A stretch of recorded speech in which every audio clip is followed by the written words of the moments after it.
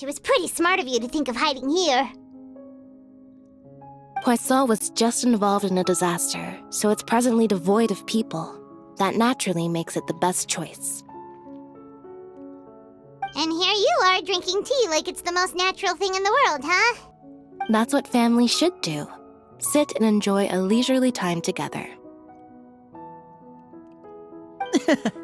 It's nice to enjoy tea here, you know? Care for a cup? Lend me your ears, everyone. Or perhaps one of you might like to start us off. How about you, friend? Me? No, I don't think I can. Then, how about you, good sir?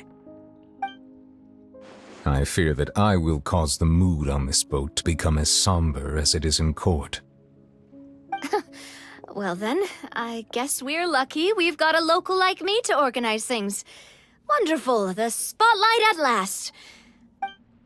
That was a little long-winded, don't you think? Oh, you might be right. Anyway, to cut to the chase, our friend here, the Traveler, has brought us together to discuss something. As for what that is, well, let's start by saying that we'll be pooling our efforts together to create a series of traps. Oh, how intriguing. Well, it's just an expression, really. One that I just learned from Chlorand, and used on the spot. So, let's invite her to explain in detail. A round of applause, please. Huh? Didn't you say that you would be facilitating this? Oh, come now. Your work doesn't involve much public speaking, right? This is a good chance to practice. You might even pick up some fancy oratory tricks to impress your boss with in the future. I see. And what does my boss say? He is glad that you consider him your boss. Do go on.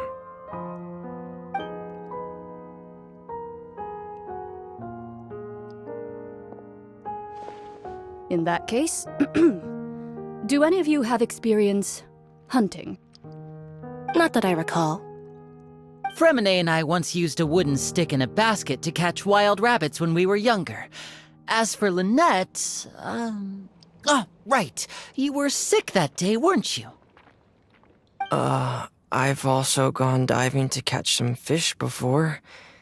Does that... I'm afraid not. You may or may not have heard, but Fontaine once played host to a group known as the Marechaussee Hunters. Though that was their name, they did not hunt animals, but rather various monsters left behind by the ancient dynasty of King Remus. Today, Fontaine's monster population has already thinned greatly, so the hunters have blended back into society, taking up arms in other lines of work. They even left a unique methodology. A trap comprises of the following components: bait, a trigger, and a containment device. Sometimes a lethal implement will also be necessary to deal with the prey. So, if we were to build a trap together, right now, what would you choose to build it with? For me, I would prefer something basket-shaped. Pigeons and rabbits will see the bait and naturally enter the snare. Our line of work requires a deft hand, and we're some of the best in the industry, so you can count on our techniques. You used some of those techniques while moving the people of Poisson, didn't you? My subordinates mentioned that you even performed some magic for the bawling children. Yes, and I even managed to gather some intelligence in the meantime. I'm quite the multitasker if I do say so myself. I'm afraid I can't claim that as my strong suit. I prefer more stable methods, like placing bait in the water and waiting for the fish to come within reach. That's the kind of method I would count on.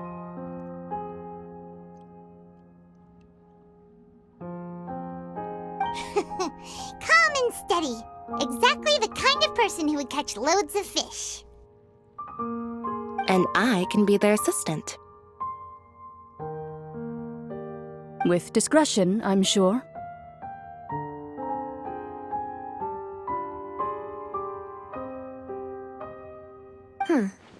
I'd probably use some sort of mechanical animal.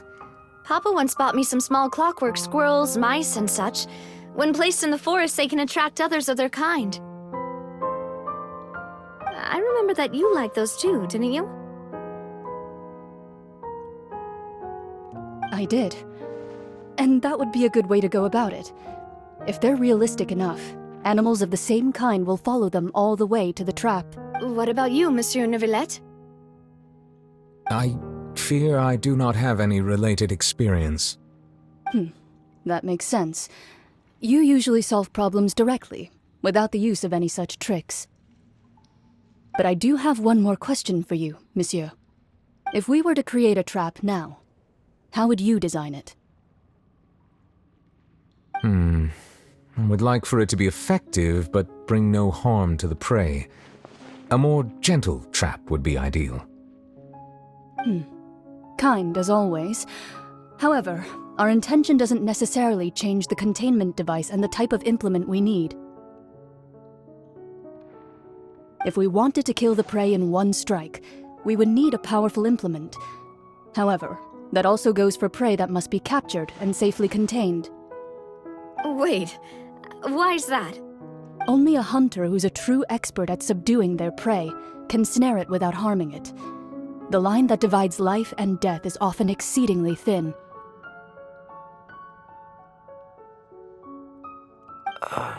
So are we going hunting together? Huh. We hadn't thought of seeing ourselves as hunters. It kinda works, but maybe it's still not the best metaphor. If our means of capturing and dealing with our prey is to put them on trial, then the hunting metaphor is actually quite accurate. But we shall require much more courage than any hunter to judge a god, a being whose seat is an exalted throne.